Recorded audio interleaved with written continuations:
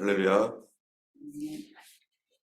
네, 오늘 말씀은 이스라엘의 공동체 안에 정결함에 대해서 오늘 말씀이 있습니다.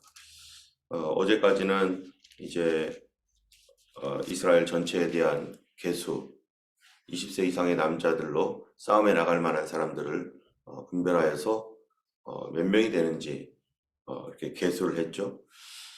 그 안에는 싸움에 나갈 수 없는 그런 사람들도 있을 것입니다. 여러 가지 문제로 인해서, 육신적인 문제로 인해서 그런 사람도 있을 텐데, 그런 사람들을 제외하고 이제 싸움에 나갈 수 있는 그런 사람들, 그리고 제사장들, 레위인들, 이런 사람들을 계수하면서 그들의 직무, 그들이 해야 할 일들, 이런 것들을 이제 레위인의 인구조사 이렇게 갔습니다. 이제 이런 부분들은 이제 다 정리를 먼저 했죠. 이스라엘의 조직, 그리고 레위인들, 그들이 해야 할 일들, 이런 부분들을 한 다음에 이제 오늘 본문에서는 이스라엘 전체 진영에서 이제 하나님과 동행하기 위해서 이스라엘 전체 캠프가 또 지켜야 되고 또 서로를 보호해야 될 그러한 세 가지 일에 대해서 얘기를 해줍니다. 첫 번째로는 부정한 사람에 대한 unclean한 사람에 대하여 어떻게 처리할 것인지, 또 공동체의 결속을 무너뜨리는 이 죄에 대하여서 그 부분들을 다른 사람에게 손해를 입힌 그런 죄를 어떻게 처리할 것인지, 세 번째는 부부 안에서 의심이 생겼을 때 정말로 예전에는 가부장 시대로서 남자가 하라는 대로 무조건 다 해야 되는 그러한 그 남자가 곧 법이 돼버리는 그런 시대 가운데 억울하게 당하는 많은 일들이 있었을 것입니다. 우리나라에서도 유교 시대 때 정말 여성들이 얼마나 많이 억울한 일을 당하고 남편의 의심 때문에 고통을 당하고 전혀 그런 일이 없었음에도 불구하고 이 일로 인해서 많은 어려움들이 있었던 그런 일들이 있는데, 이런 부분에 대하여서 성경에서는 어떻게 했는지, 이런 부분들을 오늘 5장에 얘기하고 있고, 이제 또 이제 6장에 가면 나실인의 법 이렇게 가게 됩니다. 먼저 우리 5장 1절에 이 부분에서도 항상 먼저 그 장이 시작될 때마다 어떤 말로 시작되냐면은 여호와께서 모세에게 말씀하여 이르시되 라는 말로 시작을 합니다. 이 모든 일들은, 이 모든 법은 하나님께서 주신 것이다. 사람이 아니라 하나님께로부터 그 시대에 온 법입니다. 자, 2절에 이렇게 말합니다. 이스라엘 자손들에게 이거는 명령입니다. 나병 환자와 유출증이 있는 자, 죽음으로부터 부정하게 된 자를 진영 밖으로 다 내보내라. 그래서 그들이 진영을 더럽히게 하지 말라. 이 나병 환자나 유출증이 있는 자나 죽음으로 부정한 자, 이런 사람들은 우리가 일반적으로 이제 어떠한 unclean, 구약적으로 말하면은 부정하다, 더럽다 이렇게 말하는 그러한 그 대표적인 세 종류의 사람들입니다. 이 사람들은 이것이 죄는 아니죠. 죄는 아니지만 그러나 이들이 가지고 있는 이런 나병, 유출증, 또 시체를 만짐으로써 또 더럽혀지게 된 이러한 그 모든 일들은 이스라엘의 이 두 가지 차원에서 우리가 보게 되는데, 하나는 육신적인 차원에서 피지컬한 차원에서 보게 되면 이것은 이스라엘 내에 전염병이 돌게 하고, 그래서 다른 사람들에게 여러 가지 질병의 원인이 되어서 이스라엘 사람들의 생명을 위협할 수 있는 그런 가능성이 있는 일이기 때문에 이런 것들에 대하여 하나님께서 위생적으로 철저하게 격리시키는 그런 일을 합니다. 나병 환자 같은 경우는 물론 이것이 우리가 소위 말하는 한센시병이라는 그러한 것도 있지만, 이 피부에 있는 그런 여러 가지 피부병들, 이런 것들이 또 전염이 되고 하기 때문에 이런 피부병이나 또 피부병 이상의 정말로 한센시병과 같은 이런 나병 환자, 나병이 있으면 그 가족 내에 이런 것이 옮아지고 또 다른 사람들에게 이런 것이 옮아지면 이스라엘이 지금 공동체로서 캠프 생활을 하고 있습니다.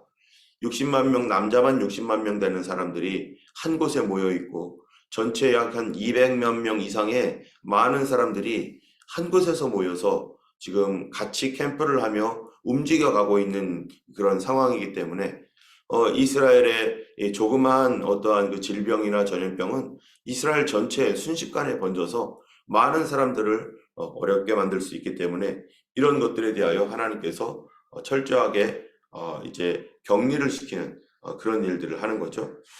그렇기 때문에 이것은 먼저는 의학적인 차원에서 이스라엘 전체를 보호하기 위하여 하나님께서 내린 조치입니다.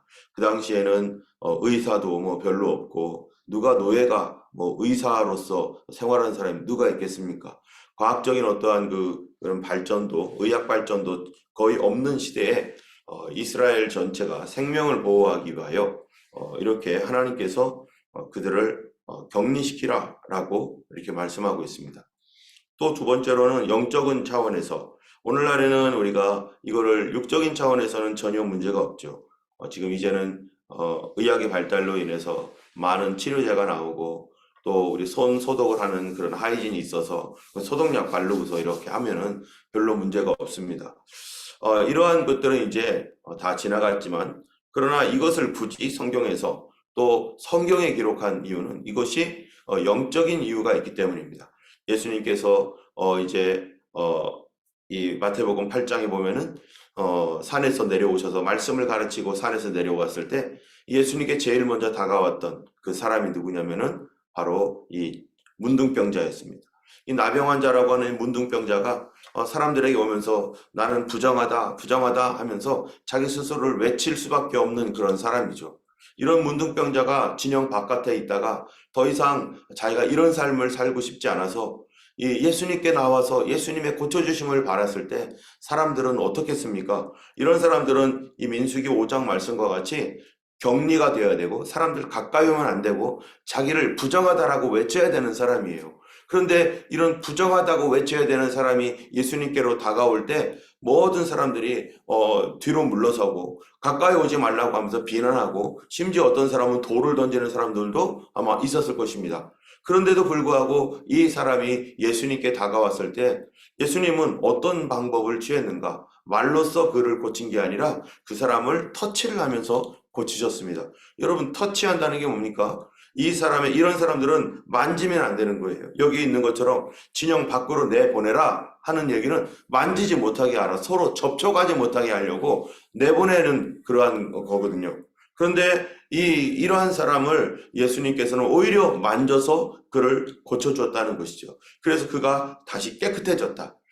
이러한 말씀들은 단지 어떤 육신적인 질병 치료에 관한 그런 말씀이 아니라 예수 그리스도로 말미암아 우리 안에 있는 나병과 같은 죄, 나병과 같은 유출증과 같은 죄, 정말로 죽음으로 인하여 부정하게 되어진 그러한 그 죽음을 생각함으로 말미암아 부정하게 된 우리 심령에 대하여서 예수님께서 우리를 이런 모든 것들은 사람들이 터치할 수도 없고 그 사람과 접촉하면은 오히려 문제가 생길 수밖에 없고 전염될 수밖에 없는 영적인 이런 모든 것들을 우리 주님은 오히려 그를 만지심으로 그와 접촉하심으로 깨끗하게 하고 그의 모든 죄와 허물과 나병과 같은 모든 것들을 주님이 가져가 주시고 주님의 거룩함과 깨끗함을 오히려 그에게 부어주셔서 그를 치료하게 하시는 이러한 일들, 이러한 것들로 통해서 우리 하나님께서 하시는 그 구원의 역사가 어떠한 것인지를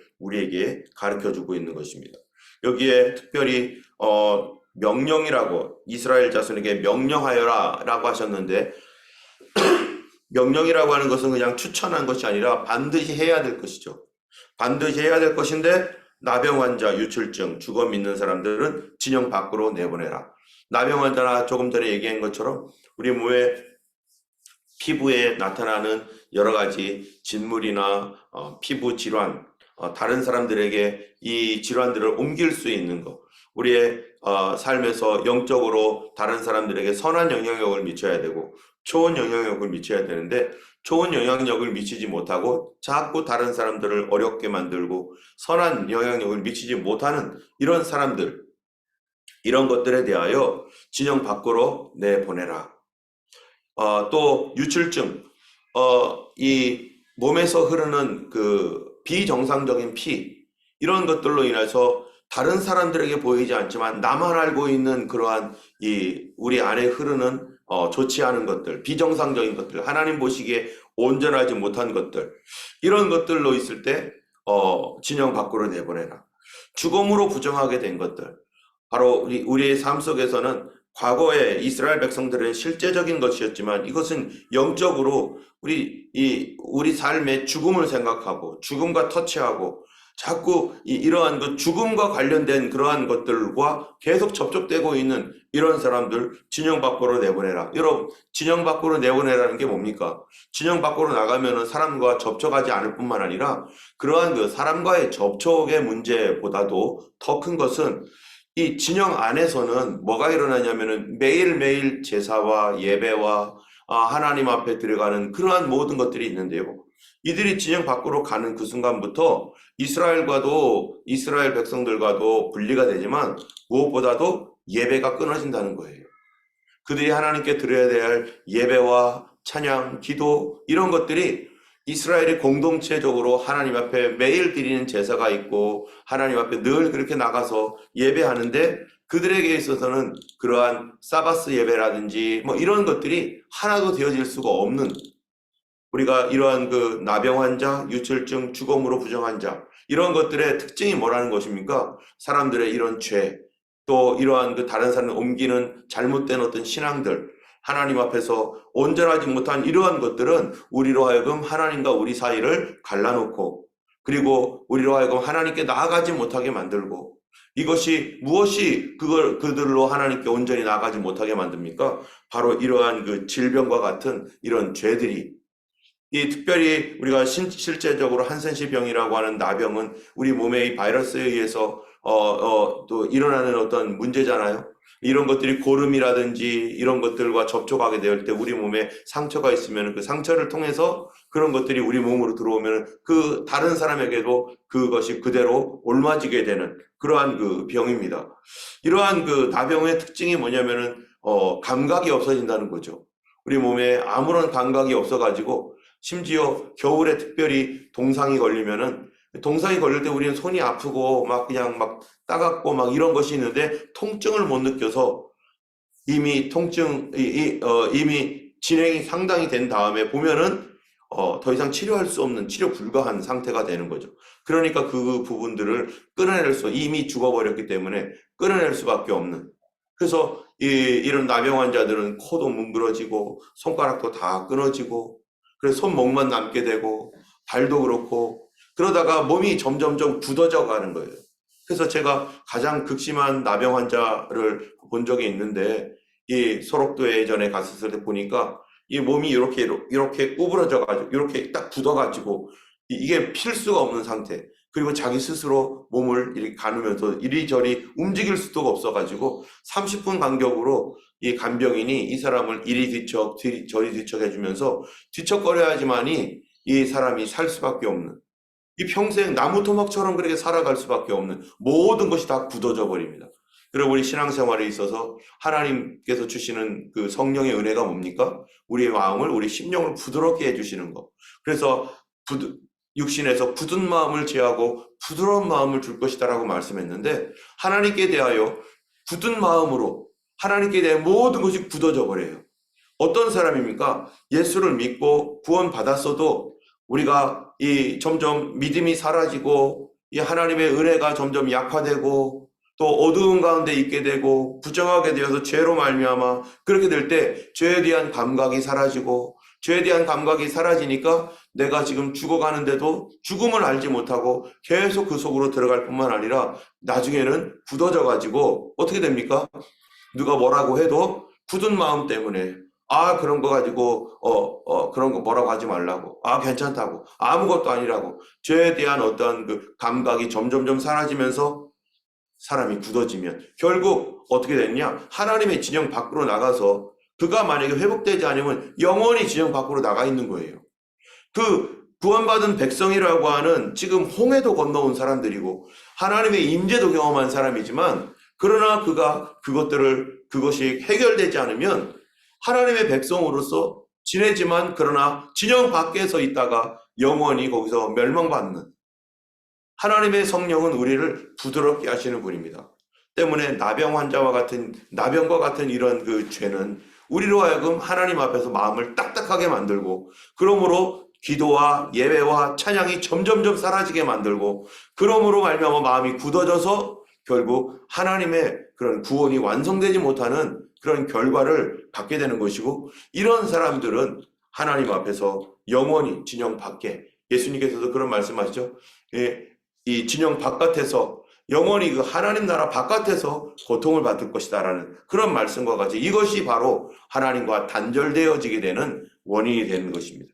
유혈증도 마찬가지고 죽음으로 부정하게 되는 것들도 다 유사한 이유로 인해서 하나님께서 죄의 모습이기 때문에 이 죄로 말미암아 우리 영혼이 하나님과 단절될 수 있다. 구원받은 사람도 하나님의 백성도 하나님과 단절된 삶을 살 수 있다라는 것을 여기서 분명히 얘기해주고 있는 거죠. 3절에 보면은 남녀를 막론하고 다 진영 밖으로 내보내요. 그들이 진영을 더럽히게 하지 말라. 내가 그 진영 가운데 거하느니라. 하나님께서 거기 거하시는데, 이러한 일들이 사람들에게 이러한 것들이 이제 전염이 되잖아요. 유혈증 같은 경우는 뭐라고 합니까? 그 여인이 닿는 곳마다 다 부정하니까 그거를 빨아야 되고, 거기에 위생적으로 별로 좋지 않잖아요. 그런 것처럼 영적으로 이 모든 다른 사람들을 부정하게 만드는, 다른 사람들의 생각을 흔들고 믿음을 흔들고 마음이 산란하게 만들고 다른 사람으로 하여금 기도하지 못하게 만들고 자꾸 방해가 되는 일들을 하는 그러한 사람들이 진영 안에 있으면 다른 사람들에게 좋지 않은 영향을 미치는 거죠. 우리가 이 영향력을 받는 것이, 사람들이 나쁜 영향을 더 쉽게 받습니까? 좋은 영향을 더 쉽게 받습니까? 나쁜 영향을 훨씬 더 쉽게 받습니다. 우리가 아직은 육신을 가지고 있는지라 육신적인 영향을 더 쉽게 받기 때문에 교회에는 바로 이런 것들이 영향을 받지 않도록 성도들을 보호해야 될 의무가 있고, 영적 하이진, 영적 위생, 이런 것들을 잘 보호해야 할 의무가 교회 안에 있고, 목회자가 그런 일들을 감당을 해야 되는 어떤 이런 부분이 있는 거죠. 서로를 보호해주고 서로에게 좋은 영향을 미치고 나쁜 영향은 차단해야 되는 그러한 것 때문에 하나님께서 진영을 더럽게 하지 말아라. 하나님의 교회를 더럽히지 않도록 보호하라는 그런 말씀인 거죠. 또 이제 5절에 보면은 죄의 값, 5절에서부터 10절에 보면은 죄에 대한 값입니다. 이것도 하나님께서 말씀하셨다라는 것으로 이제 시작을 하는데요. 이스라엘 자손에게 말하라 하면서 죄를 범하여 여호와께 거역함으로 죄를 지은 자는 그 지은 죄를 자복하고 그 죄값을 온전히 갚되 5분의 1을 더하여 그가 죄를 지었던 그 사람에게 돌려줘라. 지금 이게 뭐 하는 겁니까? 공동체 안에서 다른 사람과 물질적인 문제가 생긴 거예요. 돈 거래를 했는지 뭐 어쨌는지 이스라엘 안에 그런 어떠한 여러 가지 일들이 있겠죠. 그들이 어떤 하는 사회의 구성원으로서 상업 활동도 있고 뭐 여러 가지 활동들이 분명히 그 안에 있을 거고 돈 거래가 있을 텐데, 그 안에 어떤 사람이 다른 사람의 물건을 훔쳤다든지 또는 다른 사람의 재산에 대하여 손해가 나게 했다든지 뭐 여러 가지 이유로 이제 재산상의 손해가 입혀지고 어려워졌어요. 여러분, 이럴 때 지금 이스라엘 백성들이 지금 가나안 땅을 향하여 출발하고 가고 있는 그런 상황에서 그 서로 안에 한 마음이 되어서 한 공동체로서 하나님 앞에 함께 나가야 되는데, 이 한 공동체로서 나가는 데 있어서 여러 가지 문제점들이 있을 수 있다는 거죠. 특별히 돈에 대한 문제, 다른 사람의 재산에 대한 그 손해를 입히거나 그러면요, 어떻습니까? 심지어 이 돈에 대한 문제는 가족 안에서도 아주 심각한 분열을 일으키고 이 부모 자식 간에도 이것 때문에 깨지는 경우가 얼마나 많아요. 그런데 이 옆집 사람들 또 가정 안에서 이런 어떠한 여러 가지 일로 인해서 재산상의 손해를 입혔을 때 이게 어디에 영향을 미치느냐? 두 사람과의 관계에서만 영향을 미치는 게 아니라 바로 이 오늘 본문에 이것을 특별히 이스라엘의 공동체에서 일어난 일들에 대한 이 주의해야 될 명령에 대해서 이 두 번째로 이것을 말씀하신 것은 돈 관계가 다른 사람들과의 관계에서 아주 심각한 이 갈등을 불러일으키고 그것으로 인해 원수지간이 되고 그래서 깨져버리고 친구도 깨고 부부 관계도 깨고 또 부모 자식 관계도 깰 수 있는 그런 강력한 힘이 있는 것이 돈 관계이기 때문에 이것은 뭡니까? 지금 하나님의 백성으로서 하나님의 군대로 지금 하나님 말씀에 의해서 움직여야 될 이 하나님의 군대가 그 결속력이 약화되고 서로 똘똘똘 뭉쳐서 한 마음으로 가야 되는 어떤 이러한 하나님의 군대가 이런 재정적인 문제로 인해서 깨지고 여러분 오늘날 교회도 얼마나 그런 거 있습니까? 교회에서도 함께 하나님의 공동체로서 생활을 하면서 정말로 이렇게 믿음으로 살아가야 되는 이 공동체가 교회가 돈 관계에 얽혀가지고 서로 간에 돈 구워주고 돈 빌려주고 그러다가 누가 손해를 입고 뭔 일이 일어나고 같은 교회 안에서 어떤 비즈니스 문제로 인해서 막 이런 것들이 할 때는 교회가 어떻게 되겠어요? 반드시 교회가 문제가 생길 수밖에 없습니다. 재정적인 것으로 인해서 재정적인 것들이 어떤 성도들 사이에 어떤 묶어주는 어떤 원인이 되고 있다. 그러면 그 교회는 깨진 교회예요. 더 이상 소망이 없는 교회죠. 돈 관계에 의해서 사람들이 묶여져 있으면요, 그건 더 이상 교회로서의 기능을 할 수가 없습니다. 여기에는 이미 거기에는 돈이 들어가면은 주종 관계가 되고 또 채무자와 체납자 또 채권자가 돼버리면은 이거는 돈이 힘이기 때문에 사람들로 하여금 그 안에서 어렵게 만드는 것은 당연한 거죠. 때문에 오늘날 교회에서 같은 교회에서 재정적인 어떤 돈 거래라든지 또 이런 것들은요 철저하게 우리가 주의해야 되고 그런 부분들은 정말로 100번 생각하고서 결정을 해야 될 일이지 성도들에게 이 사람이 뭐 사업이 어쩌다는 둥 하면서 그런 것을 엮이고 개를 한다는 둥에 가서 엮였다가는 대부분 그것이 교회를 어렵게 만들고 교회 자체라 예수님의 몸을 부서뜨리는 아주 심각한 죄를 짓는 것입니다. 예수님께서 십자가의 피로 이 교회를 세워놨는데 그리고 많은 눈물과 기도로 교회가 세워졌는데 자신의 돈 거래 때문에 이런 것들로 다른 사람과 다 엮어버리고 그래가지고 그 한 사람을 넘어뜨리고 두 사람 무너뜨리고 이러면은 교회가 무너지면 이거는 예수님의 몸을 부서뜨리는 예수 그리스도를 침해하게 되는 그런 결과가 낳는 거죠. 이러한 일들은요, 이게 바로 누구에게 대한 죄입니까? 사람에게 대한 이 죄이면서 동시에 하나님께 대한 죄라는 거예요. 이 사람들이 유출병이라든지 또는 돈 거래는 그 누구와 거래한 거예요? 돈 거래가요. 하나님과 거래한 게 아니잖아요. 하나님과 거래한 게 아니라 자기들끼리 거래한 거예요. 그런데 하나님은 이것에 대하여 죄값을 치러야 되고 죄를 지은 것이다라고 말하고 이런 것들을 할 때는 이제 이 죄에 대하여 속죄를 받아야 된다고 이건 하나님 앞에서 사람들끼리 한 죄인데도 하나님은 그거는 죄 용서함을 받아야 될 죄다. 누구에게? 나에게 하나님께 용서함을 받아야 될 죄다라고 하는 그 얘기는 바로 사람들과의 관계에서 일어난 죄는 누구를 침해한 겁니까? 누구에게 범죄한 거예요? 하나님께 범죄한 거예요. 여기에 이 본문에서 하나님께 뭐 잘못한 게 아니라 사람에게 잘못한 것일지라도 거꾸로 말하면 어떻습니까? 하나님께서 만드신 사람, 내 옆에 있는 사람들에게 그 사람을 섬기고 그 사람을 좋게 대해주고 그 사람을 용서하고 이해하고 그 사람에게 필요를 공급해주면서 그를 위로해주는 그 일은 곧 누구에게 한 거가 되는 겁니까? 이것도 동시에 하나님께 한 것이죠. 그래서 예수님께서 비유로 말씀하실 때 양과 염소의 비유를 하잖아요. 내가 갇혔을 때, 내가 목말랐을 때, 내가 고통받았을 때 이 죄인 이 일군의 크리스찬이라고 하는 그 사람들에게 하는 말이 너희가 오지 않았다. 너희가 나를 대우해 주지 않았다. 너희가 내게 물을 마시게 하지 않고 나를 대접해 주지 않았다. 그랬더니 사람들이 뭐라고 합니까? 예수님 우리가 언제 그렇게 했습니까? 지극히 작은 자에게 하지 않은 것이 곧 내게 하지 않은 것이다.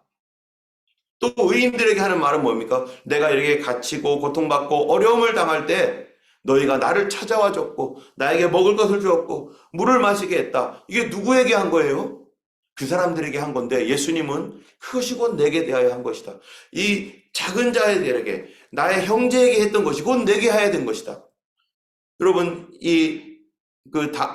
사도 바울 되기 전에 다메섹으로 예수 믿는 사람을 잡으러 쫓아갈 때 그에게 예수님이 나타나셔서 하신 말씀이 뭡니까? 사울아 사울아 어찌하여 네가 우리 교회를 핍박하느냐 이런 게 아니었죠. 나를 핍박하느냐.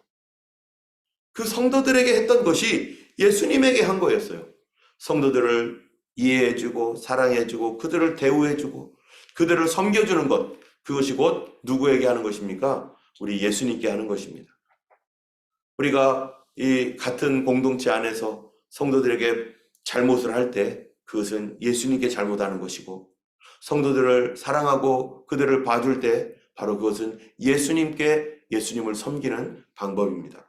그래서 여기에 보면은 속건제로서 그 7절에 보니까 그 지은 죄를 자복하고 그 죄값을 온전히 받되 5분의 1을 더하여 그가 죄를 지었던 그 사람에게 돌려줄 것이다. 5분의 1을 더하여서 20%를 더해서 그에게 돌려주는데 무슨 값이에요? 이게 마음이 상한 것에 대한 보상입니다. 위로금입니다. 내가 미안하다고, 내가 잘못했다고. 그래서 20%를 더해서 주는. 그래서 만약에 우리가 교회 안에서 이러한 어떤 재산상의 문제나 이런 것들이 있을 때 그 공동체가 위로를 받기까지, 그 사람이 위로가 될 때까지 섬겨주고 그거를 보상해주는 것. 그 사람이 마음에 조그만한 위로라도 있으면 그것 때문에 다 잊어버리고 이제 다시 신뢰가 회복되고 화합할 수 있을 텐데, 그렇게 되는 것이 바로 교회는 서로를 위로해 줄 수 있는 것, 서로에게 더 사랑으로 그들을 끌어안고 하나 되게 하는 것, 또 혹시 실수가 있었을지라도 그것에 대하여 충분한 위로까지 전달해주고 그런 것들로 인해서 공동체적인 신앙이 깨지지 않도록 하는 것, 바로 그것이 바로 이스라엘 백성들에게 말씀하신 것이고 오늘날 우리 교회에도 말씀하신 것입니다. 11절부터 이제 마지막 절까지는 우리가 이스라엘 백성들의 가정 내에서의 갈등, 부부관계에서의 여러 가지 문제가 있을 수 있는데, 특별히 남편이 아내를 의심할 때의 문제입니다. 어떠한 증거도 없고 그냥 마음에 의심만 있는 거예요. 사실 실제적인 어떤 관계와 사건들은 전혀 알지 못하는 상황에서 의심이 계속 일어나는 거예요. 한번 의심하게 되면은 그런 눈으로 계속 바라볼 수밖에 없어요. 그러면은 전혀 그런 것과 무관할지라도 당하는 여성들은 계속 의심받으면서 어떠한 이 남편으로부터 가정 내에서 고통을 받게 되는 거. 나는 무죄한데 자꾸 의심하니까 이럴 때 세상에서는 어떻게 하겠어요? 지금은 과학이 발달해가지고 의학적인 뭔가를 해서라도 밝힌다고 하겠지만은, 옛날에는 그런 것이 전혀 되지 않은 그러한 사회에서 여성들은 무조건 당할 수밖에 없는 것입니다. 남편이 하라는 대로, 남편의 결정대로 가부장적인 사회에서, 그래서 예전에는 여성은 한 사람으로 취급당한 게 아니라 두 사람 이상의 증인이 있어야 남성의 한 사람의 증인과 같은 그러한 것으로 이게 인정이 되니까, 여성들의 지위라는 것은 오늘날과는 완전히 다른 상황에서 그냥 하나의 이 부속품과 같은 하나의 이러한 이 아내라고 하는 어떤 이런 것들 개념이 지금과는 엄청나게 다른 시대에 남편이 결정하면 그냥 그것이 법이 되는 그런 사회였었죠. 그런데 이스라엘에서는 그런 문제에 대하여 하나님께서 확증해 주실 때까지는 조용히 하고 있어라. 하나님의 음성을 듣고 하나님의 말씀이 하나님께서 그들에게 보여주실 때까지는 그거는 무엇이에요? 무죄 추정의 원칙이죠. 무죄 추정의 원칙. 그러므로 이런 의심의 소재를 통해서 그 여성의 무고함을 증명하고, 의심의 소재를 통해서 공식적으로 그 사회의 공식적인 행사입니다. 이게 제사장에게 가가지고 그에게 그게 부정이 있는지를 확인하는 그런 절차로서 제사 절차를 밟고, 그러면서 이것이 쓴 물을 마시고, 이런 절차들을 통해서 한 여성이 하나님 앞에서 공식적으로 무죄하다, 그리고 더 이상 의심하지 말라, 이것은 하나님 앞에서 여성을 보호해주는 굉장히 중요한 절차인 것입니다. 교회 안에서 또는 가정 안에서 여성들은 언제나 보호를 받아야 되고 그들의 삶은 참으로 존중의 여김을 받아야 되는 이러한 것들이 성경에서 이 가부장 시대에 여성들을 보호해 줄 수 있는, 과학이 없었던 시대에 보호해 줄 수 있는 장치로서 하나님께서 가정을 귀히 여기고 그 모든 일들에 하나님 앞에서 했던 그 모든 일들을 그들이 순응하면서 다시 화합하고 하나가 되게 하는 그런 의심을 더 이상 하지 못하게 만드는 그런 여성들의 의심을 풀어주는 그런 것이 바로 이 의심의 소재인 것입니다. 여기에 오늘 5장에서 세 가지에 대해서 말했는데 모두가 다 공동체로서 하나가 되게 만드는 그러한 귀한 하나님의 말씀입니다. 오늘 하루 살아갈 때 참으로 우리 삶을 하나님 부드럽게 해주시고 또 위로가 되는 하루가 되게 하여 주시고 또 하나님께서 말씀하실 때까지 기다릴 줄 아는 그러한 믿음과 또 인내와 또 하나님을 신뢰하는 그런 믿음 가운데 우리 온 교회와 성도들이 하나가 될 수 있도록 함께 기도해 주시고 아까도 우리가 기도했지만 토니의 가정을 위해서 또한 기도해 주시고 여러 성도들 우리 각 그룹에 있는 성도들 내일 모레가 주일입니다. 주일에 다 예배에 참여하고 함께 주님을 섬길 수 있도록 예배를 드릴 수 있도록 우리 함께 이렇게 기도해 주시기를 주님의 이름으로 축원합니다. 기도하겠습니다.